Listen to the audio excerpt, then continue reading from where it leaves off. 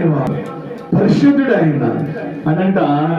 ఈ దొంగ కుడి చేతులు దొంగట యేసుని చూసినప్పుడు తన తప్పిదం ఒప్పుకున్నవాడుగా ఉన్నాడు. రైతుల్లాడు హల్లెలూయా.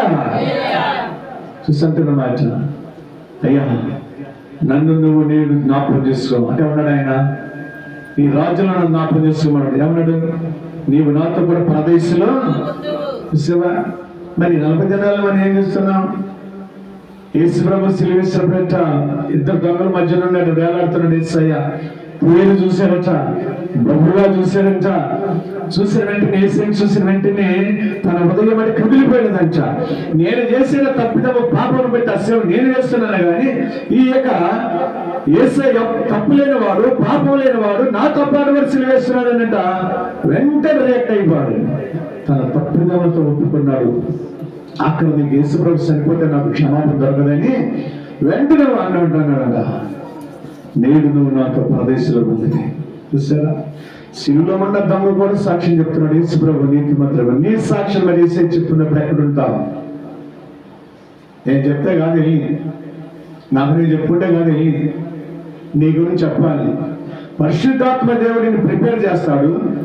మనిషి కుమారుడు యేసుక్రీస్తు ప్రభువు పెండ్లి కుమారుడు వచ్చినప్పుడట ఈ పరిశుద్ధాత్మ దేవుడు నేనేం చేస్తాడంటే నీ తప్పిదం ఒప్పింపజేస్తాడు.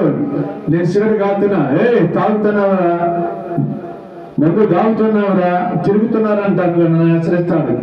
ఏంటనుకున్నాను అనుకో, ధిక్కరించి తన యొక్క ధిక్కరించి దేవుని మాటికి లోపల కూడా బ్రతుకుతానని బ్రతుకుంటామో తెలుసా.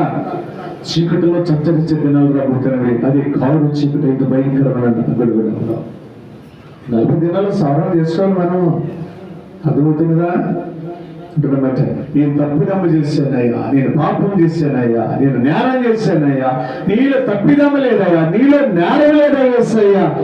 నువ్వు నాతో పాటు సిలివేస్తున్నావంటే భయంకరమైన పశ్చాత్తాపం కలిగిన వాడిగా ఉన్నాడు. దాన్ని అంటామన్నమాట 40 దినాలు. ఒకవేళ నీళ్ళు కూడా అలాంటి పశ్చాత్తాపం లేకపోతే వాత వేయబడిన వారు అంటారు. అక్కడ వాత వేయబడిన వారు కొంతమంది అంటారు, చేసినవాడిని చేయని, తిరిగినవాడిని తిరిగిని, ఉన్నవాడిని వండి, నీతిమంతుడండి నేను చూస్తూనే ఉంటున్నా, నేను వదిలేస్తాడంట దేవుడు. నేను ఫ్రీడమ్ వదిలేస్తాడు. ఇక లోకంలో నువ్వేం చేస్తావంటే ఫ్రీగానే ఉంటావు, కానీ జీవితాన్ని ఎంజాయ్ చేస్తుంటున్నామేమో. అన్యాయము చేయవారిని చేయనివయ్యా, నీకెందుకు చెప్పడం? ఇవ్వదైతే న్యాయంగా ఉన్నవాడు న్యాయంగా ఇవ్వండి చెప్పు. నీకెందుకు? చూసేదెవరు? తీర్పిచ్చేదెవరు? చెప్పేదెవరు?